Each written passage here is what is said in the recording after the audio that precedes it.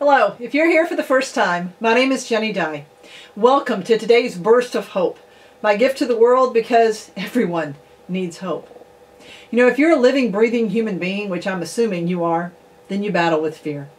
There have been times in your life, maybe many times, maybe even right now, when your fear has kept you from doing something you really wanted to do. I know I certainly fit in that category, but I can also tell you that it happens far less now. Why? Well, that's what I want to tell you about. I'm here today to tell you about an extraordinary animal who taught me more about conquering fear than any human ever has. Caspian was a new addition to my household. I was already calling him my miracle dog. Caspian edged his way into my world one day when I was driving home from work, cruising along the wooded roads leading to the small farm I lived on. He appeared out of nowhere, easing out from behind a tree and moving closer to the road, watching me approach. My heart sank as soon as I saw the skinny, pitiful excuse for a dog. You could see the fear and pain in his eyes. Now, I'm a sucker for any animal, but every animal I've ever owned has been a stray or a rescue. I pulled over to the side of the road and I jumped out, but he'd already disappeared. I searched and called for about 20 minutes before I gave up. I thought about that poor dog all night. The next day I saw him again, in the same curve of the road, and I stopped again, and I jumped out again, and he ran away again. Now, we repeated this scenario every day for a week. I had already named him Caspian. I longed to take him home, fix him up, and make the fear disappear from his eyes. Instead, I could only watch him grow skinnier.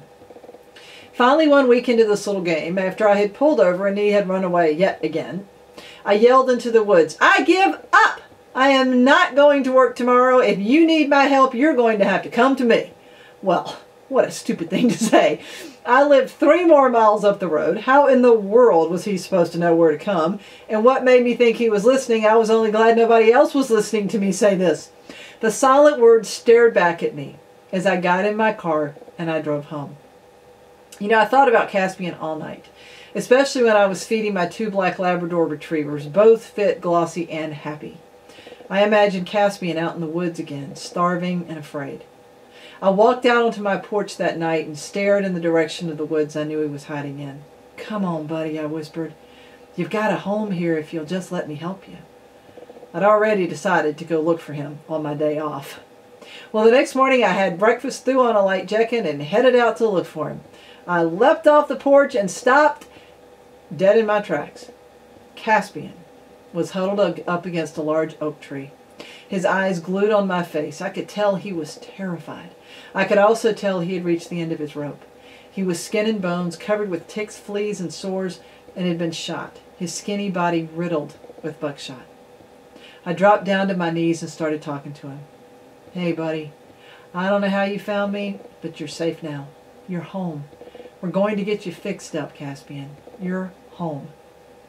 I don't know how long I knelt there talking to him before he finally crept over to me and laid down at my feet. I stroked him until he began to relax, and then I picked him up and put him in the front seat of my truck. He needed help immediately if he was going to make it. Well, it took weeks of vet treatments, baths, and many bowls of food, but he finally began to look like a dog, the chocolate lab that he was, a dog that was going to make it. His bones began to disappear, his coat took on a shine, and he became my constant shadow to show his appreciation for me saving his life. He was always with me, except when I went upstairs to my office. My home had a wide expanse of wooden stairs that led to the 2nd floor. Caspian was terrified of them. It didn't matter what I did to build his confidence or what wonderful tidbit of food I tempted him with. He refused to climb those stairs.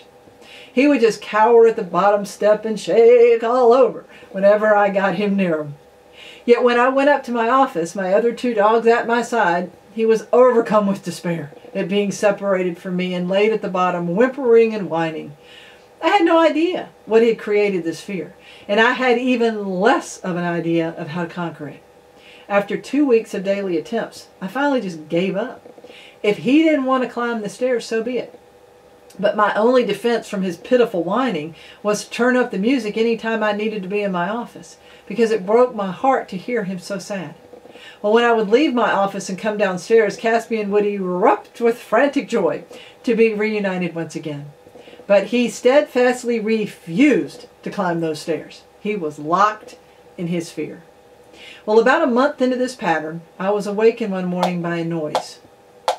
I lay in bed trying to identify what in the world it was.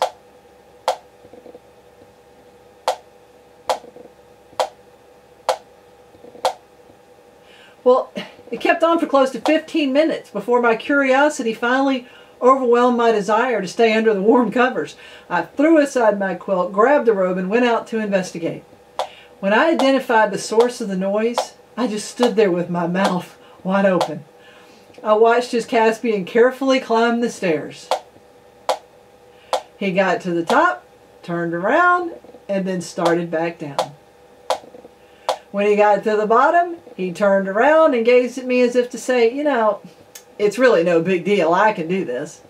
And then he did it again and again and again, at least 25 more times, after having already done it for 15 minutes before I finally came to investigate the noise.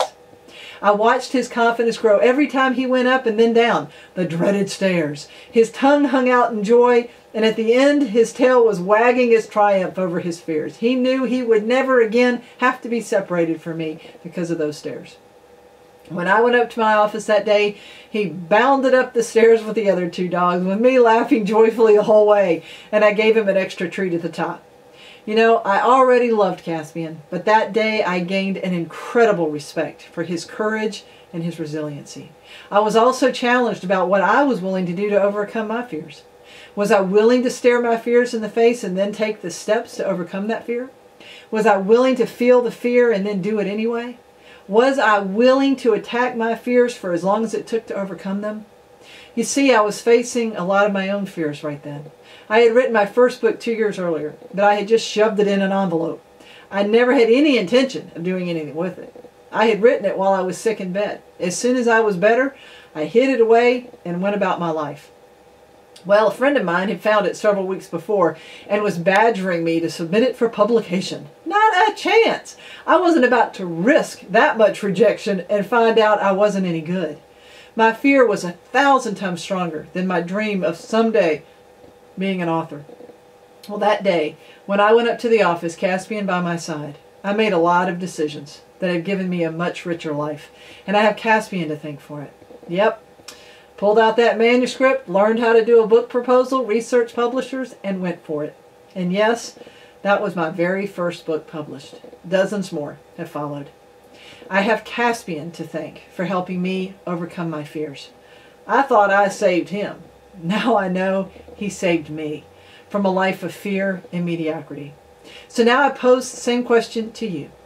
Are you willing to stare your fears in the face and then take the steps to overcome them? Are you willing to feel the fear and then do it anyway? Are you willing to attack your fears for as long as it takes to overcome them? Every time you are faced with a fear, try to remember a courageous dog that was able to conquer the fears with love and determination, and then follow his lead. All of us are afraid of something in our lives. There's no shame in being afraid. The key to victory, however, is to face your fear head on and do whatever it takes to overcome it. You can let your fear stop you from achieving all you want in life, or you can follow Caspian's lead and conquer the stairs. You know, I happen to believe you have what it takes to conquer your fears. Taking those steps is the ultimate expression of hope. Remember my definition of hope? Hope is the bird that sings to the dawn while it is still dark. You can choose to sing before the light starts flooding into your life, believing that it will come. I'm here on the journey with you. Remember, the choices you make today will determine the rest of your life. So choose hope.